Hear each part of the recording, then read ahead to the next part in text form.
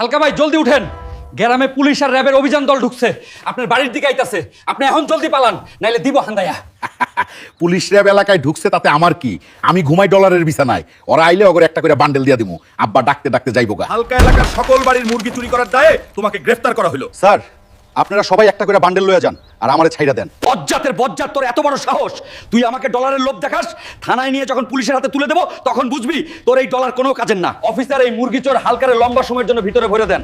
এই বেটা এলাকার সকল বাড়ির মুরগি চুরি করে বিশাল অবৈধ সম্পত্তির মালিক হয়ে গেছে। স্যার, আপনি একদম চিন্তা করবেন না, এই মুরগি চোরা হালকারে আজ ডিম থেরাপি দেবো, তখনও বুঝবে মুরগি চুরি করার কত মজা। কি রে প্রদীপ, আমার তুই ডিম থেরাপি দিবি তাই না?